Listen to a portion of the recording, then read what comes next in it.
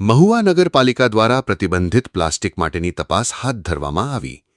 નગરપાલિકા chief officer આ પ્રતિબંધિત પ્લાસ્ટિકની તપાસ કરવામાં આવી છે, જેમાં મહુવાની 2 પ્લાસ્ટિક વેચાણની દુકાનોમાં તપાસ કરતા જય અંબે પ્લાસ્ટિક અને જય સોમનાથ નામની દુકાનોમાં પ્રતિબંધિત પ્લાસ્ટિકનો જથ્થો મળી આવતા એમાં જય અંબે પ્લાસ્ટિકમાંથી 47 કિલોગ્રામ અને જય સોમનાથમાંથી 17 પ્રતિબંધિત પ્લાસ્ટિકનો જથ્થો મળી આવ્યો.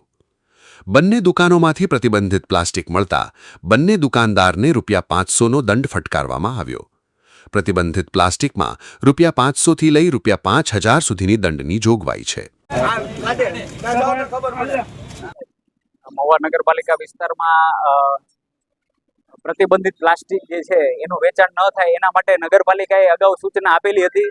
5 જૂનના રોજ પણ એક મીડિયા સમક્ષ ઇન્ટરવ્યુમાં પણ મેં કીધું હતું કે હવે મહુવા શહેરને જે છે પ્લાસ્ટિક ફ્રી બનાવવાની ડ્રાઈવ ચાલુ છે, એટલે કોઈ પણ પ્લાસ્ટિક પ્રતિબંધિત જે છે એ વેચવું નહીં. તેમ છતાં ક્યાંક ને ક્યાંક કોઈક વેપારીઓ જે છે એ પ્રતિબંધિત પ્લાસ્ટિકો જે વેચતા હોય એવું ધ્યાન ઉપર આવ્યું છે.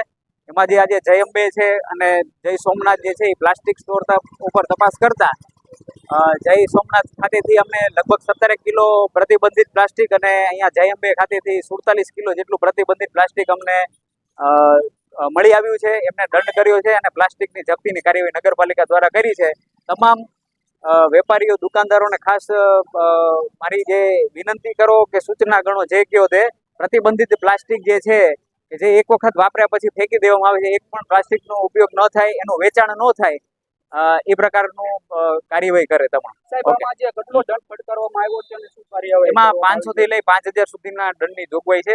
500 ના દંડ અમે કર્યા છે અને મોટી સંખ્યામાં જપ્તી કરેલી. સાહેબ, આજે માલ પકડવામાં આવ્યો છે, માલ અંદાજે કેટલાનો હશે અને શું કિંમત છે આની? હા, એનો નહીં, વજન કરેલો છે. એની કિંમત તો અલગ અલગ હોય છે. એ તો 47 કિલો અને 17 કિલો જેટલું જપ્તી કરેલી. ઓકે.